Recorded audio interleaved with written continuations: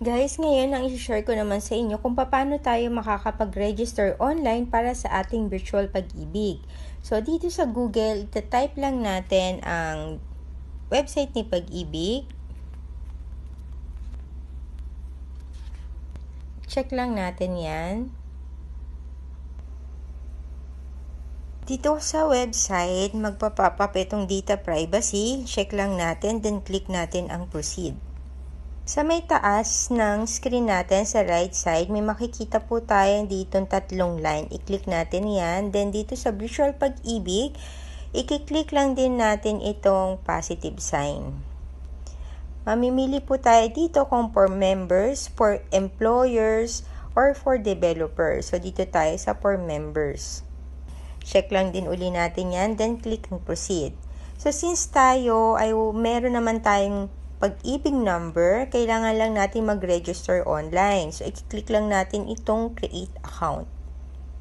Click lang din natin ang continue. Sa page na to, meron tayong tatlong pagpipilian. Kung meron kang loyalty card na, i-click mo yan. Then, kung wala naman, pwede ka dito sa create and activate your account online. Kung OFW ka naman, ito ang i-click mo. Kasi dito kay OFW, hindi na kailangan ng Philippine number. Email address na lang ang nire-record nilang ilalagay mo. So, dito tayo sa gitna, create and activate your account online. Click natin yan. Then, may magpa-pop up. Bago tayo magtuloy, kailangan natin ihanda ang ating pag-ibig number. Active mobile number kasi dito sila magsisend ng OTP, active email address, at saka yung mga valid IDs na tinatanggap nila na kailangan nating ipasa sa kanila. So yan, check mo lang yan kung ano yung mga valid IDs na meron ka. Yung last, yung pagsiselfie natin. Kasi may selfie dito na kailangan hawak natin yung ID natin. So kailangan hindi po natatakpan ang mukha natin nung ID pag nag-selfie tayo. So, click natin ang next. Click natin ang proceed.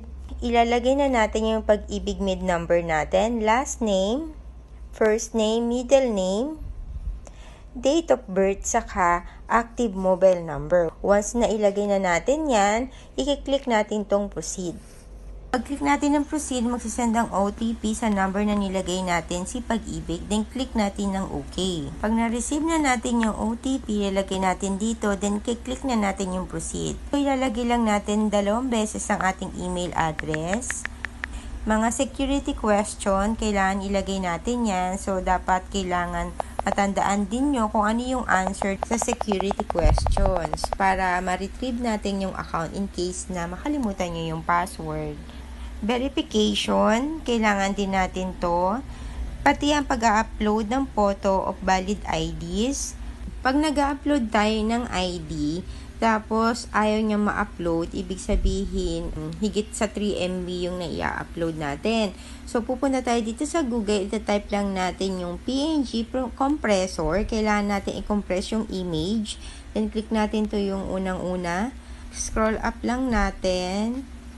Ay, dito tayo sa JPEG. Click lang natin ang upload files. Tapos, pipili tayo ng ID na kailangan natin i-compress. For example, ito. Tapos, click natin yung download. Pag na-download na natin siya, babalik tayo kay Pag-ibig website. Then, choose file para ma-upload itong ID.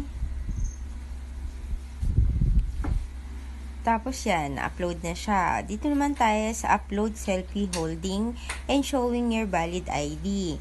So, dito, i-scroll up mo lang siya.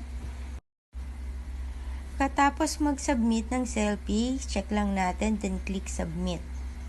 Okay, after nyan, makaka-receive tayo ng message galing kay Pag-ibig at makakatanggap din tayo ng message after 3 days. Makaka-receive tayo ng text at email kay Pag-ibig. Ganito ang itsura niya sa text, then sa email naman, ito naman siya sa email. So, i-scroll mo lang yan. Then, dito sa may click here, i-click mo yan para makapag-login ka gamit itong temporary password. Okay? Pag login ka na, mare-redirect ka sa page na to. Dito sa page ng Virtual Pag-ibig, maglalagay na tayo ng new password. Then, i-retype natin yung new password. Click natin ang submit. Pag kinlik natin ang submit, ito na yung magpa-pop up sa ating screen. Then, i-click lang natin ang OK. Pupunta na tayo doon sa...